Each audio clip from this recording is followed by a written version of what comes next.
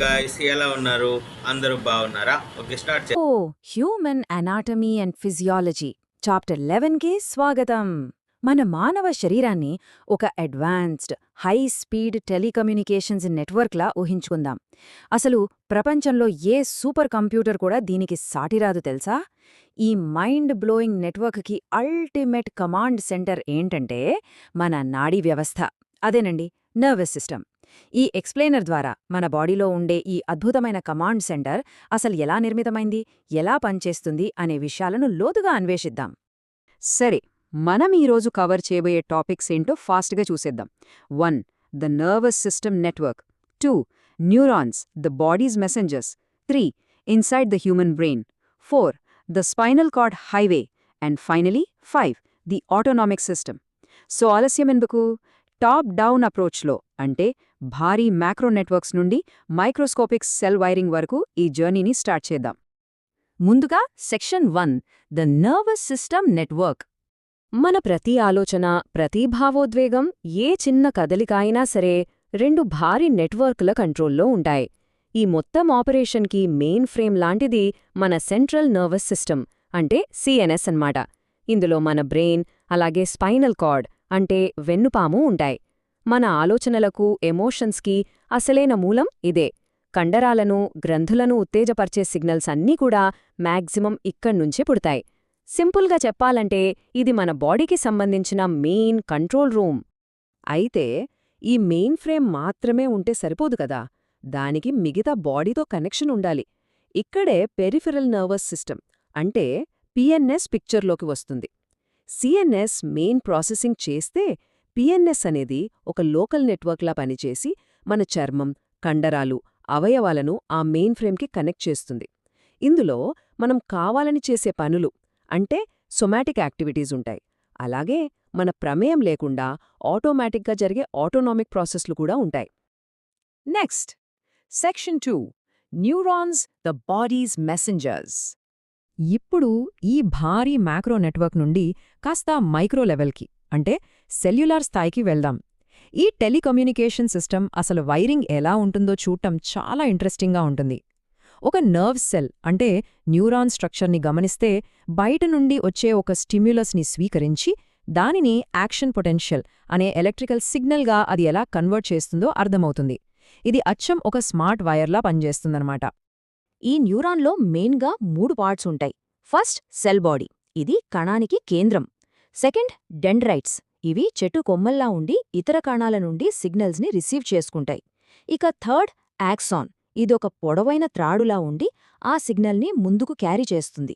Signal ఎలా వెళ్తుందంటే ఖచ్చితంగా ఈ న్యూరాన్ పొర ఉపరితలం మీదుగానే చాలా ఫాస్ట్గా ట్రావెల్ చేస్తుంది. అలా జెట్ స్పీడ్లో ప్రయాణించిన సిగ్నల్ ఫైనల్గా సినాప్స్ దగ్గరికి వస్తుంది. సినాప్స్ అంటే ఏంటంటే ఒక న్యూరాన్కి అది మెసేజ్ ఇవ్వాల్సిన టార్గెట్కి, అంటే ఎఫెక్టార్కి మధ్య ఉండే ఒక చిన్న గ్యాప్. ఇదొక జంక్షన్ లాంటిది. ఇక్కడే నర్వ్ ఎంపల్స్ తన మెసేజ్ని అవతలి వైపుకు పాస్ చేసి కమ్యూనికేషన్ రిలేని సక్సెస్ఫుల్గా కంప్లీట్ చేస్తుంది.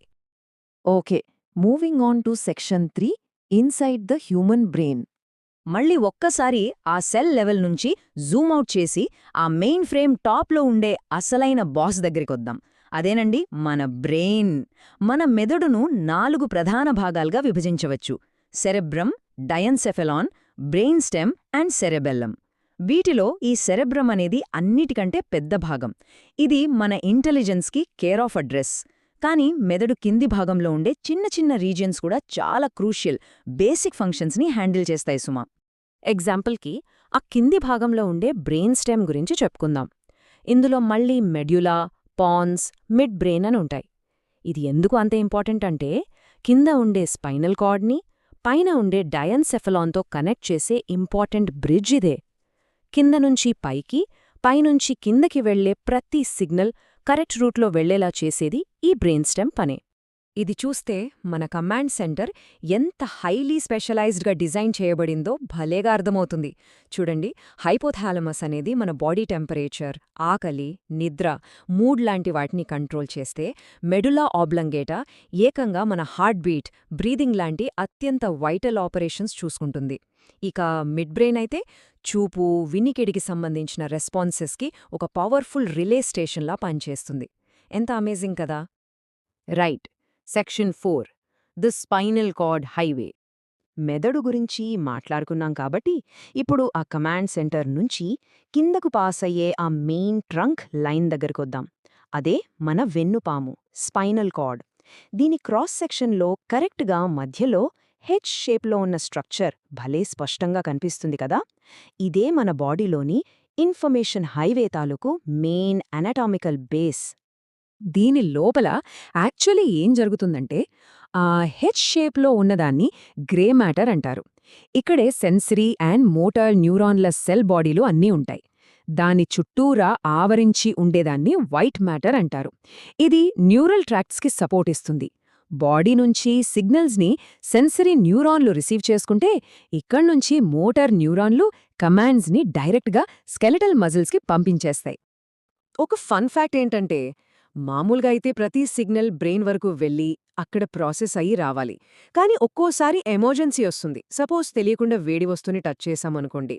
ఆ సిగ్నల్ ఎంత అర్జెంట్ అంటే బాస్ దాకా, అంటే బ్రెయిన్ దాకా వెళ్లే టైం ఉండదు. సో స్పైనల్ కార్డ్ లెవెల్లోనే ఉన్న కనెక్టర్ న్యూరాన్లు ఒక ఇన్స్టంట్ డెసిషన్ తీసుకుంటాయి. దాన్నే రిఫ్లెక్స్ ఆర్క్ అంటారు. ఇదొక అద్భుతమైన ఇన్బిల్ట్ సేఫ్టీ మెకానిజం. ఇదంతా వింటుంటే ఒక ఇంట్రెస్టింగ్ డౌట్ రావచ్చు. మనం నిద్రపోతున్నప్పుడు కూడా శ్వాస ఆగిపోదు, హార్ట్ బీట్ ఆగదు, అలానే డైజెషన్ కూడా దానికదే జరిగిపోతుంది. అసలు ఏ కాన్షియస్ థాట్ లేకుండానే మన బాడీ ఇలాంటి కాంప్లెక్స్ సిస్టమ్స్ని ఎలా కంట్రోల్ చేస్తుంది? వెల్, ఆన్సర్ మన లాస్ట్ సెక్షన్లో ఉంది. Section 5, the autonomic system. మన ప్రమేయం లేకుండా బ్యాక్గ్రౌండ్లో రన్ అయ్యే ఆ ఆటోమేటిక్ ప్రోటోకాల్స్ అన్నీ ఈ ఆటోనామిక్ సిస్టమ్ వల్లే సాధ్యం. ఇది మన పెరిఫెరల్ నెట్వర్క్లోని ఒక స్పెషల్ పార్ట్. స్మూత్ మజిల్స్, గుండె, గ్రంథులను ఇది సైలెంట్గా మేనేజ్ చేస్తుంది. ఇందులో మళ్ళీ 2 డివిజన్స్, ఒకటి సింపథెటిక్ సిస్టమ్, రెండోది పారాసింపథెటిక్ సిస్టమ్. ఒకటి ఎగ్జైట్ చేస్తే ఇంకోటి కూల్ చేస్తుంది. ఇవి ఎక్కడ్నుంచి స్టార్ట్ అవుతాయో అన్నదే కాకుండా అవి వాడే కెమికల్స్ కూడా డిఫరెంట్. సింపథెటిక్ సిస్టమ్ ఏమో నార్ అడ్రీనిన్ వాడితే, పారాసింపథెటిక్ సిస్టమ్ ఎసిటైల్ కొలిన్ను వాడుతుంది. అసలు ఆటోనామిక్ నర్వస్ సిస్టమ్ పాత్వేస్ ఎంత బ్యూటిఫుల్గా విస్తరించున్నాయో చూస్తే, ఈ 2 సిస్టమ్స్ సెంట్రల్ యాక్సిస్ నుంచి విడిపోయి గుండె, లంగ్స్ లాంటి స్పెసిఫిక్ ఎఫెక్టార్ ఆర్గన్స్కి ఎలా కనెక్ట్ అవుతాయో క్లియర్గా అర్థమవుతుంది కదా! వండర్ఫుల్ బిల్డ్ అసలు. అయితే ఒక సిగ్నల్ కమాండ్ సెంటర్ నుంచి ఇన్వాలంటరీ టిష్యూకి చేరాలంటే ఖచ్చితంగా ఈ 4 స్టెప్ రిలే రేస్ని పాస్ అవ్వాలి. First, preganglionic nerve. Second, ganglia అనే జంక్షన్. థర్డ్, అక్కడ్నుంచి పోస్ట్ గ్యాంగ్లియానిక్ నర్వ్ ఆ సిగ్నల్ను తీసుకొని వెళ్తుంది. ఇక ఫైనలీ 4th స్టెప్లో ఆ సిగ్నల్ ఎఫెక్టార్ ఆర్గన్కి చేరుతుంది. ఈ 4 స్టెప్స్ పర్ఫెక్ట్గా సింక్ అయితేనే పని జరుగుతుంది. ఈ రిలే ఎండ్లో జరిగే ఆ కెమికల్ హ్యాండ్ ఆఫ్ గురించి చెప్పాలి. గాంగ్లియం దగ్గర ఎసిటైల్ కొలిన్ రిలీజ్ అవుతుంది. అది పోస్ట్ గ్యాంగ్లియానిక్ ఎండింగ్ దగ్గరికి వెళ్లేసరికి నార్ అడ్రెనలిన్ రిలీజ్ అయ్యేలా ట్రిగర్ చేస్తుంది. ఈ ఫైనల్ కెమికల్ రియాక్షన్ వల్లే ఆ అవయవం మనం అనుకున్నట్టుగా, అంటే బాడీ అనుకున్నట్టుగా రెస్పాండ్ అవుతుంది. సో ఇదంతా చూశాక మనం ఖచ్చితంగా ఒక విషయం ఒప్పుకోవాలి. మానవ శరీరం అంటే కేవలం రక్తమాంసాలు కాదు. ఇదొక ultimate high speed self regulating telecommunications network. Central system brain లాంటి ఆఫీస్ నుంచి కమాండ్స్ ఇస్తుంటే, పెరిఫెరల్ అండ్ ఆటోనామిక్ సిస్టమ్స్ ఆ కమాండ్స్ని ఎంత సీమ్లెస్గా ఎగ్జిక్యూట్ చేస్తాయో కదా! ఇదంతా పర్ఫెక్ట్ టీంవర్క్. ఇక ముగించే ముందు ఒక చిన్న కానీ చాలా లోతైన ఆలోచన చేద్దాం. మన నాడీ వ్యవస్థ ఇంత ఇన్క్రెడిబుల్, కాంప్లెక్స్ ఇన్ఫర్మేషన్ని ఆటోమేటిక్గా ప్రాసెస్ చేయగలుగుతుంటే, అసలు మనం చూస్తున్న, అనుభవిస్తున్న ఈ ఎక్స్పీరియన్స్, ఈ వాస్తవికతలో ఎంత శాతం మన కాన్షియస్ అవేర్నెస్ లేకుండానే తెర వెనుక ఈ న్యూరాన్స్ ద్వారా సైలెంట్గా నిర్మితమవుతుంది? మన సొంత బయాలజీ లోపల జరుగుతున్న ఈ మ్యాజిక్ నిజంగా అంతుచిక్కనిది కదా! Think about it. ఈ ఎక్స్ప్లెయినర్ ద్వారా కొన్ని అద్భుతమైన విషయాలు తెలుసుకున్నాలని ఆశిస్తున్నాను.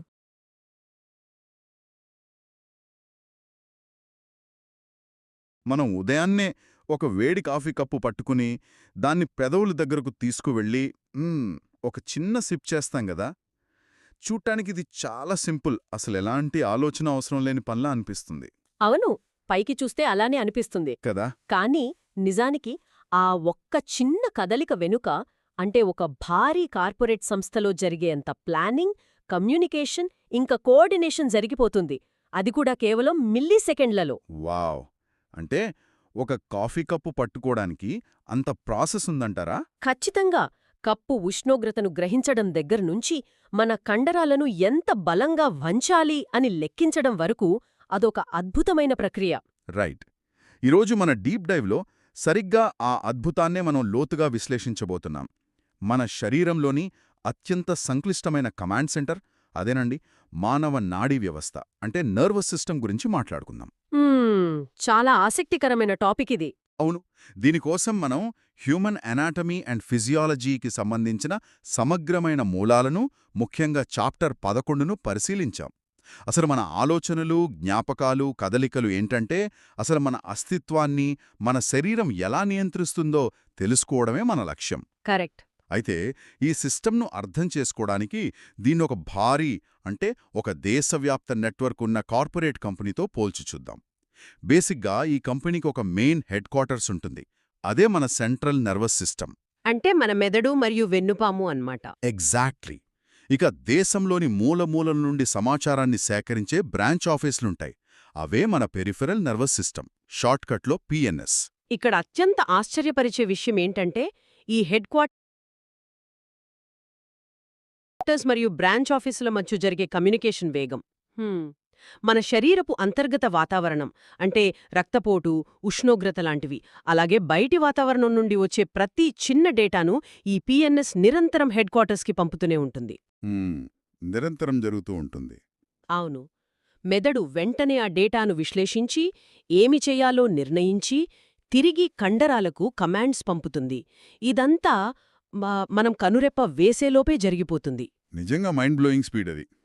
అయితే ఈ భారీ కంపెనీ రోజువారీ కార్యకలాపాలు ఎలా జరుగుతాయో తెలియాలంటే ముందుగా అందులో పనిచేసే ఉద్యోగుల గురించి, అంటే ఆ కణాల గురించి తెలుసుకోవాలి కదా. అవును.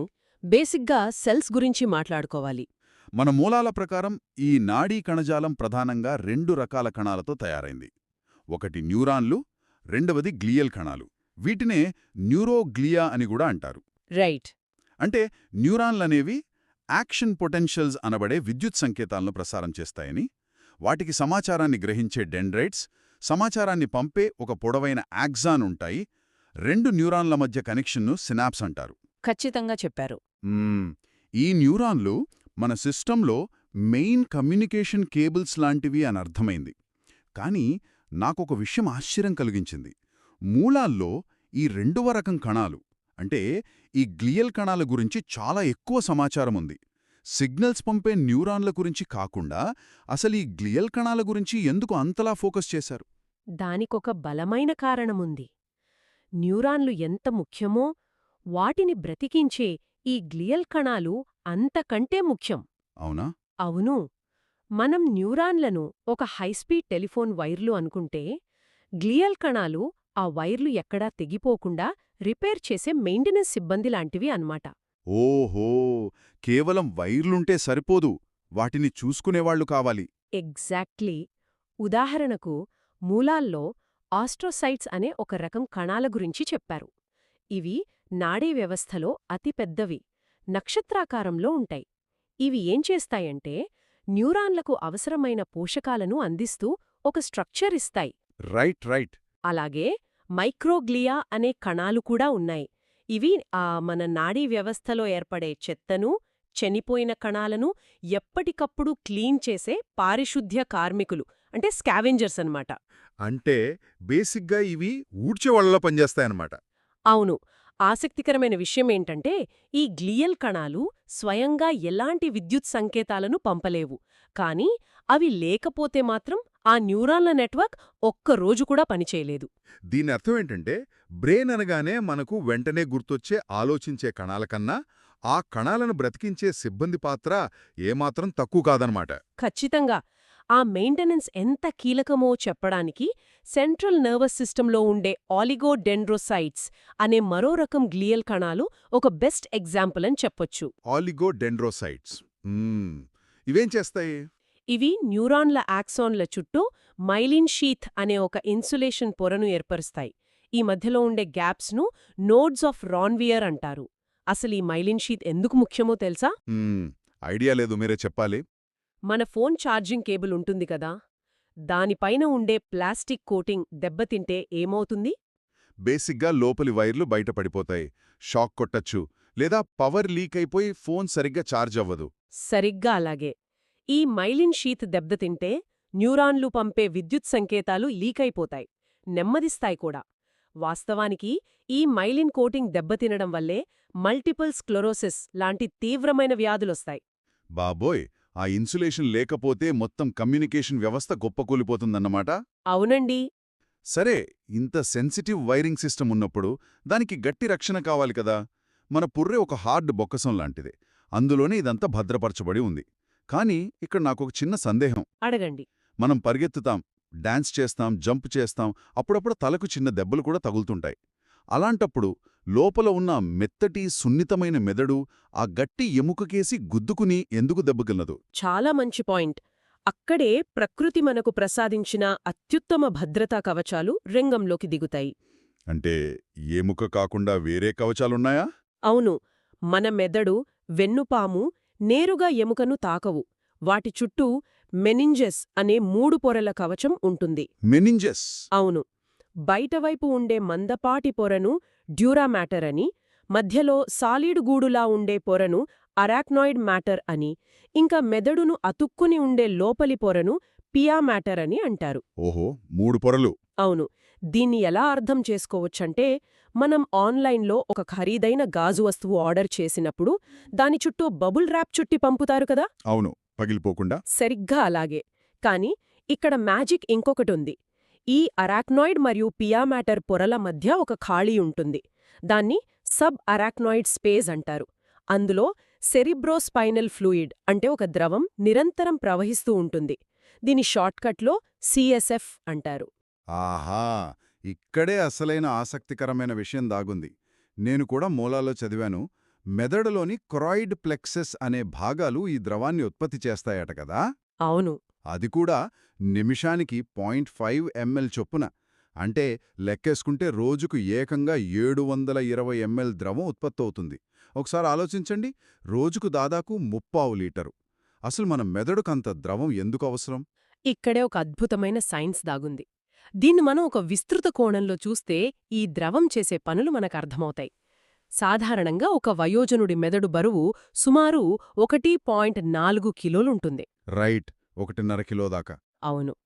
ఆ బరువుతో మెదడు గనక పుర్రెలో అలాగే డ్రైగా ఉంటే దాని సొంత బరువుకే కింద ఉండే నాడీ కణాలు, రక్తనాళాలు నలిగిపోతాయి. అంటే మెదడు దానికదే దెబ్బతీసుకుంటుంది. ఓ వావ్. కాని ఈ సెరెబ్రోస్పైనల్ ఫ్లూయిడ్లో తేలియాడటం వల్ల భౌతిక శాస్త్రంలో మనం చదువుకునే బయోన్సీ సూత్రం ప్రకారం ఆ మెదడు బరువు కేవలం 50 గ్రాముల్లాగా అనిపిస్తుంది. ఒక్క నిమిషం, 50 గ్రాముల? 1.5 కిలోల మెదడు 50 గ్రాములలాగా ఫీలవుతుందా? ఎగ్జాక్ట్లీ. అంటే మెదడు తన సొంత బరువు కింద నలిగిపోకుండా ఈ ద్రవం మెకానికల్ ప్రొటెక్షన్ ఇస్తుందన్నమాట. పైగా ఇదొక అద్భుతమైన షాక్ అబ్జోర్బర్లా కూడా పనిచేస్తుంది. మనం తల గట్టిగా ఊపినా, పరిగెత్తినా ఆ ఫోర్స్ మెదడు దాకా వెళ్లకుండా, బ్రెయిన్ గోడలకేసి గుద్దుకోకుండా ఈ ద్రవం అడ్డుకుంటుంది. ఇది అక్షరాల మైండ్ బ్లోయింగ్ అని చెప్పాలి. మన మెదడు పుర్రెలో ఊరికే లేదు, అది ఒక ద్రవంలో తేలియాడుతోంది, తన సొంత బరువు నుండి తనను తాను కాపాడుకుంటోంది. అంతేకాదు, ఇది కెమికల్ ప్రొటెక్షన్ కూడా ఇస్తుంది. అంటే న్యూరాన్స్ సిగ్నల్స్ పంపుకోడానికి అవసరమైన సరైన రసాయన వాతావరణాన్ని ఈ ఫ్లూయిడ్ మెయింటైన్ చేస్తుంది. సూపర్ అసలు. సరే, ఇంత సురక్షితంగా ఉన్న ఆ కమాండ్ సెంటర్ గురించి ఇంకొంచెం తెలుసుకుందాం. మూలాల్లో బ్రెయిన్ మ్యాపింగ్ గురించి చాలా వివరంగా ఉంది. మెదడులో సెరెబ్రమ్, డయన్సెఫలాన్, బ్రెయిన్ స్టెమ్, సెరెబెల్లం ఇలా ఎన్నో భాగాలుంటాయి. అవును. ముఖ్యంగా సెరెబ్రమ్ అత్యంత పెద్ద భాగం. ఇది 2 హెమిస్పియర్స్ అంటే కుడి ఎడమ భాగాలుగా విడిపోయి ఉంటుంది. రైట్. ఇంకా అందులో frontal lobe, parietal lobe, temporal lobe, occipital lobe ఇలా ఎన్నో విభాగాలు. వీటన్నింటినీ ఉంటుంది. రైట్. ముఖ్యంగా సెరెబ్రమ్ అత్యంత పెద్ద భాగం. ఇది 2 హెమిస్పియర్స్ అంటే కుడి ఎడమ భాగాలుగా విడిపోయి ఉంటుంది. రైట్. ఇంకా అందులో frontal lobe, parietal lobe, temporal lobe, occipital lobe ఇలా ఎన్నో విభాగాలు. వీటన్నింటినీ విడివిడిగా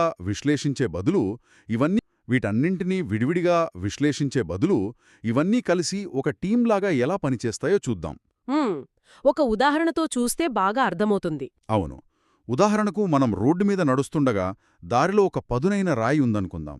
మన కళ్ళు దాన్ని చూసి మనం పక్కకు తప్పుకునేలోపు అసలు మెదడులోని ఈ లోబ్జన్నీ తమలో తాము ఎలా కమ్యూనికేట్ చేసుకుంటాయి? ఇదొక పర్ఫెక్ట్ ఉదాహరణ. మన కళ్ళు ఆ రాయిని చూడగానే ఆ విజువల్ సిగ్నల్ నేరుగా తల వెనుక భాగంలో ఉన్న ఆక్సిపిటల్ లోబ్కు వెళ్తుంది. అది దృష్టికి సంబంధించిన సెంటర్. అది ఆ డేటాను ప్రాసెస్ చేసి వెంటనే ముందున్న ఫ్రంటల్ లోబ్కి పంపుతుంది. ఫ్రంటల్ లోబ్ అంటే మన వ్యక్తిత్వం, తెలివితేటలు ఉండే చోటు కదా? ఖచ్చితంగా. అక్కడే డిసిషన్ మేకింగ్ జరుగుతుంది. అప్పుడు ఫ్రంటల్ లోబ్ ప్లాన్ చేసి అక్కడ రాయి ఉంది, మనం తప్పుకోవాలి అని నిర్ణయిస్తుంది. ఆ నిర్ణయం తీసుకున్నాక అసలు ఎలా కదలాలి అనే డిజైను బేసల్ గాంగ్లియా అనే భాగానికి ఇస్తుంది. Basal ganglia. అవును. ఈ బేసల్ గాంగ్లియా ఏ కండరం ఎంత కదలాలి అని ప్లాన్ చేసి మోటార్ నాడుల ద్వారా కమాండ్ పంపుతుంది. ఇక్కడొక విషయం చెప్పాలి. ఈ బేసల్ గాంగ్లియాలో ఏదైనా లోపమొస్తేనే పార్కిన్సన్స్ వ్యాధి వస్తుంది. అంటే కదలికల మీద కంట్రోల్ పోతుంది. ఓహో, అదన్నమాట విషయం. ఇక ఆ తర్వాత అదే సమయంలో వెనుక ఉన్న సెరెబెల్లం రంగంలోకి దిగుతుంది. ఇదేం చేస్తుందంటే మనం పక్కకు తప్పుకునే క్రమంలో కింద పడిపోకుండా మన బ్యాలెన్స్ కోల్పోకుండా చూసుకుంటుంది. వావ్! ఇదంతా జరుగుతుంటే మరి బ్రెయిన్ స్టెమ్ అంటే మెడుల్లా అబ్లాంగేటా ఏం చేస్తుంది? అది బ్యాక్గ్రౌండ్లో సైలెంట్గా తన పని తాను చేసుకోపోతుంది. అంటే మన శ్వాసను, గుండె వేగాన్ని, రక్తపోటును కంట్రోల్ చేస్తూ ఉంటుంది. చూడండి, ఒక చిన్న రాయిని తప్పించుకోవడం వెనుక ఎంత కోఆర్డినేషన్ ఉందో. నిజంగా అదొక పర్ఫెక్ట్ రిలే రేస్ లాగా అనిపిస్తోంది. ఒక్కొక్క డిపార్ట్మెంట్ తమ పనిని ఎంత స్పీడ్గా చేస్తున్నాయో. అయితే ఆ మిడిల్లా దగ్గరే నాకొక పెద్ద సందేహం ఉంది. చెప్పండి. మూలాల్లో డెక్కసేషన్ ఆఫ్ పిరమిడ్స్ అనే పదం గురించి చదివాను. అంటే మెదడు నుండి వచ్చే కమాండ్స్ అన్నీ ఈ మిడిల్లా దగ్గరికి రాగానే కుడివైపు నుండి ఎడమకు, ఎడమవైపు నుండి కుడికి క్రాస్ అవుతాయి అని ఉంది కదా? అవును. 190% ఫైబర్స్ అక్కడే క్రాస్ అవుతాయి. అంటే కుడి మెదడు ఎడమ శరీరాన్ని, ఎడమ మెదడు కుడి శరీరాన్ని కంట్రోల్ చేస్తుందన్నమాట. అసలు ఇది కొంచెం విచిత్రంగా లేదా? నేనడిగేదేంటంటే వైర్లను నేరుగా ఉంచకుండా ప్రకృతి ఎందుకిలా క్రాస్ కనెక్షన్ ఇచ్చింది? ఇదొక డిజైన్ ఫ్లాలాగా అనిపించడం లేదా? ఇది ఒక చాలా ముఖ్యమైన ప్రశ్నను లేవనెత్తుతుంది. పైకి చూస్తే నిజంగానే ఇది డిజైన్ ఫ్లాలాగే అనిపిస్తోంది. నేరుగా వైర్లు లాగితే ఈజీ కదా అని. కానీ పరిణామక్రమంలో ఈ క్రాసింగ్ ఓవర్ అసలు ఎందుకు ఏర్పడింది అనే దానిపై ఇప్పటికీ పూర్తి క్లారిటీ లేదు. అవునా? కానీ ఒక ఆసక్తికరమైన థీరీ ఏంటంటే మన పూర్వీకులైన సకశేరుకాలు అంటే వెన్నెముక ఉన్న జీవులు నీటిలో ఈదుతున్నప్పుడు వాటి శరీరం ఒకవైపు వంగితే దానికి ఆపోజిట్లో ఉన్న కండరాలు వెంటనే స్పందించాల్సిన అవసరం ఉండేది. అలా ఆ ఫ్లెక్సిబిలిటీ కోసం ఈ క్రాస్ వైరింగ్ మొదలై ఉండొచ్చు అంటారు. ఓహో, అలా వచ్చిందనమాట. కారణం ఏదైనా వాస్తవమేమిటంటే కేవలం మోటార్ కమాండ్స్ మాత్రమే కాదు, మన శరీరం నుండి వెళ్లే స్పర్శ, నొప్పిలాంటి సెన్సరీ సిగ్నల్స్ కూడా ఇలాగే క్రాస్ అవుతాయి. మన సిస్టమ్ అలా డిజైన్ చేయబడింది. సరే, డిజైన్ ఎలా ఉన్నా అది అద్భుతంగా పనిచేస్తోంది. ఇప్పుడు ఆ కమాండ్స్ మెదడు నుండి కిందకి ఎలా వెళ్తాయో చూద్దాం. బ్రెయిన్ ఒక కమాండ్ ఇచ్చింది, కానీ అది మన కాలి బొటనవేలు దాకా వెళ్లాలంటే ఒక స్పీడ్ డేటా కేబుల్ కావాలి కదా? అది మన వెన్నుపాము స్పైన్. అవును. మెదడు కింద నుండి మొదలై ఒక 40-50 సెంటీమీటర్ల పొడవు ఉండి మొదటి లంబార్ వెన్నుపూస దగ్గర ముగుస్తుంది. దీంట్లో ఒక హెచ్ ఆకారంలో ఉండే గ్రే మ్యాటర్, దాని చుట్టూ వైట్ మ్యాటర్ ఉంటాయి. దీని నుండి 31 జతల నాడులు పుడతాయని అర్థమైంది. కరెక్ట్. అయితే ఇక్కడ మనం ఇంకొక ఇంపార్టెంట్ విషయం మాట్లాడుకోవాలి. అన్ని కమాండ్స్ మెదడు నుండి వస్తే కొన్ని ఎమర్జెన్సీ పరిస్థితుల్లో టైం సరిపోదు కదా. ఉదాహరణకి మనం పొరపాటున బాగా కాలిపోతున్న ఒక వస్తువును తాకాం. ఆ వేడి సిగ్నల్ కాలి నుండి వెన్నుపాముకు వెళ్ళి, అక్కడి నుండి మెదడుకు వెళ్ళి, అప్పుడు మెదడు ఆలోచించి చెయ్యి వెనక్కి తీయని తిరిగి సిగ్నల్ పంపే లోపు మన చెయ్యి తీవ్రంగా కాలిపోతుంది కదా. ఖచ్చితంగా. అక్కడే వెన్నుపాము తన అసలైన పవర్ను చూపిస్తోంది. దీన్నే మనం సైంటిఫిక్గా రిఫ్లెక్స్ యాక్షన్ అంటాం. రిఫ్లెక్స్. దీన్ని కూడా మళ్ళీ మన కంపెనీ ఉదాహరణతో చూద్దాం. మెదడు అనేది ఢిల్లీలో ఉన్న హెడ్ క్వార్టర్స్ అనుకుందాం. వెన్నుపాము అనేది ఒక లోకల్ బ్రాంచ్ మేనేజర్. రైట్. ఇప్పుడు ఆ బ్రాంచ్ ఆఫీస్లో అకస్మాత్తుగా చిన్నపాటి మంటలు చెలరేగాయి.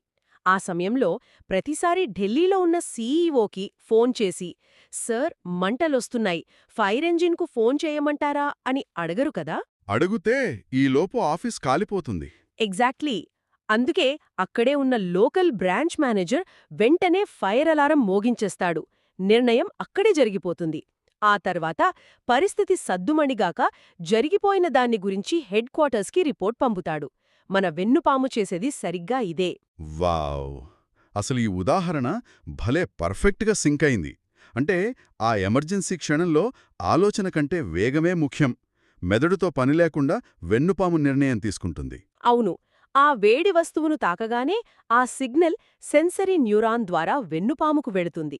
వెన్నుపాములో ఉండే ఒక ఇంటర్ న్యూరాన్ ఆ సిగ్నల్ను పైకి మెదడు దాకా పంపకుండా వెంటనే అక్కడికక్కడే మోటార్ న్యూరాన్కు కమాండ్ ఇచ్చేస్తుంది. అంటే షార్ట్కట్లో పని కానిచ్చేస్తుంది. అవును. మోటార్ న్యూరాన్ వెళ్ళి కండరాన్ని లాగేస్తుంది. ఇదంతా జరగడానికి పట్టే టైము సెకనులో చాలా చిన్న వంతు. మనకసలు ఆ వేడి మెదడుకు తెలిసి మనం ఫీల్ అయ్యేలోపే చెయ్యి వెనక్కొచ్చేస్తుంది. ఆ తర్వాత అబ్బా అంటూ మనం నొప్పిని ఫీలవుతాం. అంటే ఆ నొప్పి అనేది తర్వాత వెళ్లే రిపోర్ట్ అన్నమాట. అవును. శరీరాన్ని ప్రమాదాల నుండి రక్షించడానికి పరిణామక్రమంలో ఏర్పడిన అత్యద్భుతమైన షార్ట్కట్ ఈ రిఫ్లెక్స్ ఆర్క్. గ్రేట్! మన శరీరాన్ని కాపాడుకునే సిస్టమ్స్ చాలా అడ్వాన్స్డ్గా ఉన్నాయి.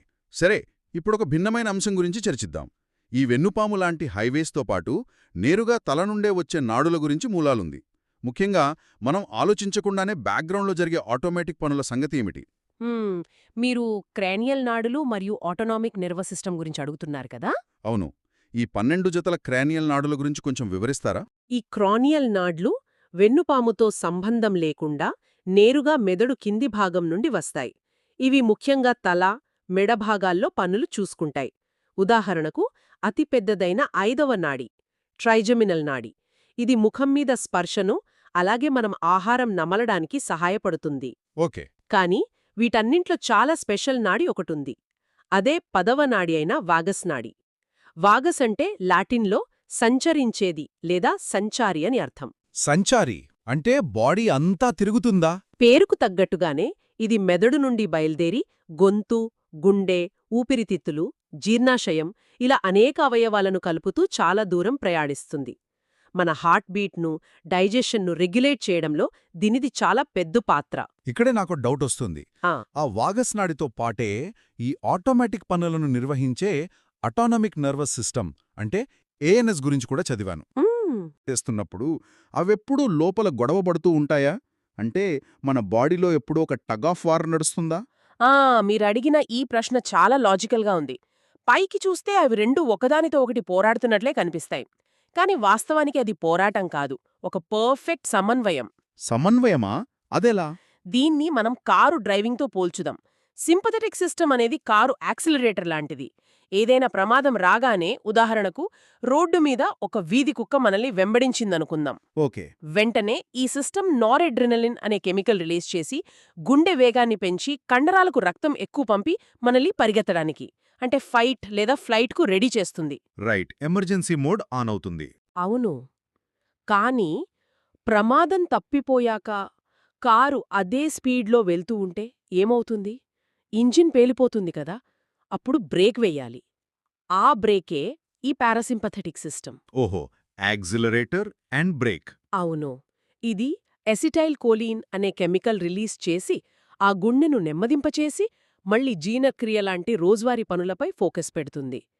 ఈ రెండింటి కలయిక వల్లే మన శరీరంలో హోమియోస్టాసిస్ అంటే అంతర్గత సమతుల్యత సాధ్యమవుతుంది. వావ్! అసలు ఈ పోలికతో కాన్సెప్ట్ మొత్తం చాలా క్లియర్ అయిపోయింది. ఆటోపైలట్ మోడ్లో మన ప్రమేయం లేకుండానే లోపల ఇంత పెద్ద మెకానిజం రన్ అవుతోందన్నమాట. మనం నిద్రపోతున్నా గుండె కొట్టుకోవడం, జీర్ణం కావడం లాంటివి ఇలా నిరంతరంగా జరుగుతూనే ఉంటాయన్నమాట. ఖచ్చితంగా. ఆటోనామిక్ సిస్టమ్ ఒక పర్ఫెక్ట్ ఆటోపైలట్. మనకు స్పృహ ఉన్నా లేకున్నా మనల్ని బ్రతికించే సర్వైవల్ ఫంక్షన్స్ అన్నీ అది చూసుకుంటుంది. నిజంగా ఈ అనాలిసిస్ను మనం ఒకసారి సారాంశంగా చూస్తే ఆశ్చర్యం వేస్తుంది. నాడీ వ్యవస్థ అంటే కేవలం తలలో ఉండే ఒక మెదడు మాత్రమే కాదు. అది సమాచారాన్ని కేబుల్స్లాగా పంపే న్యూరాన్లు, ఆ న్యూరాన్లను కంటికి రెప్పలా కాపాడే గ్లియల్ కణాలు, షాక్ తగలకుండా బరువును తగ్గించే బ్రెయిన్ ఫ్లూయిడ్, అత్యవసర సమయాల్లో మనల్ని కాపాడే రిఫ్లెక్స్ ఆర్క్, ఇంకా మనకే తెలియకుండా బ్యాక్గ్రౌండ్లో శరీరాన్ని బ్యాలెన్స్ చేసే ఆటోనామిక్ సిస్టమ్. అవును, ఇవన్నీ ఒకదానితో ఒకటి మాట్లాడుకుంటూ అక్షరాల ఒక అద్భుతమైన సింఫనీలా పనిచేస్తున్నాయి కదా. ఏ ఒక్క విభాగం తన పనిని ఆపినా ఆ ప్రభావం మొత్తం సిస్టమ్ మీద పడుతుంది. ఇదొక మాస్టర్ పీస్. ఈ అద్భుతమైన ప్రయాణాన్ని ముగించే ముందు ఒక ఆసక్తికరమైన విషయాన్ని ఆలోచిద్దాం. చెప్పండి. మనమందరం ఏమనుకుంటామంటే, నేను ఆలోచిస్తున్నాను, నేను నిర్ణయాలు తీసుకుంటున్నాను అని చాలా గర్వంగా ఫీలవుతాం. మన కాన్షియస్ మైండ్ అంటే మన స్పృహ మనల్ని నడుపుతోందని నమ్ముతాం. అవును, సాధారణంగా అలాగే అనుకుంటాం. కానీ ఈరోజు చూసిన విశ్లేషణను బట్టి చూస్తే మనం తీసుకున్న ప్రతి చిన్న నిర్ణయం, ప్రతి చిన్న కదలిక వెనుక మన ప్రమేయం అస్సలు లేని, మనకి ఏమాత్రం అవగాహన లేని కోటానుకోట్ల కణాలు మిల్లీ సెకండ్లలో రసాయన మరియు విద్యుత్ సంకేతాలను పంపుకుంటున్నాయి. నిజానికి మన స్పృహ అనేది ఒక బ్రహ్మాండమైన ఆటోమేటెడ్ అంతరిక్ష నౌకలో కూర్చున్న ఒక చిన్న ప్యాసింజర్ లాంటిది మాత్రమే అనిపిస్తోంది. చాలా లోతైన ఆలోచన ఇది. నిజమే, ఒక విధంగా మనం ఆ నెట్వర్క్ చేతిలో ప్యాసింజర్స్మే. అవును, ఈ అనాలిసిస్ వింటున్నప్పుడు బహుశా మీరు జస్ట్ మీ చేతిలోని టీ కప్పును టేబుల్ మీద పెట్టారనుకుందాం. ఆ ఒక్క చిన్న కదలిక వెనుక మీ ఆక్సిపిటల్ లోబ్ ఆ కప్పును చూడటం, సెరెబ్రం నిర్ణయం తీసుకోవటం, బేసల్ గాంగ్లియా కదలికను డిజైన్ చేయటం, సెరెబెల్లం బ్యాలెన్స్ చేయటం, మీ వెన్నుపాము గుండా నాడులు విద్యుత్ సంకేతాలను పంపడం, ఇవన్నీ మిల్లీసెకండ్లలో జరిగిపోయాయి. మన దైనందిన పనుల వెనుక ఉన్న ఈ అదృశ్య నాడీ ప్రవాహం గురించి ఇంకెంత తెలుసుకోవచ్చో కదా. దీని గురించి ఒక్కసారి ఆలోచించండి. ఈ డీప్ డైవ్ అనాలిసిస్లో మాతో జాయిన్ అయినందుకు థ్యాంక్ యూ. మళ్ళీ మరొక టాపిక్తో కలుద్దాం. ఈనాటి మన లోతైన విశ్లేషణను ముగిద్దాం. మరో ఆసక్తికరమైన టాపిక్తో మళ్ళీ కలుద్దాం.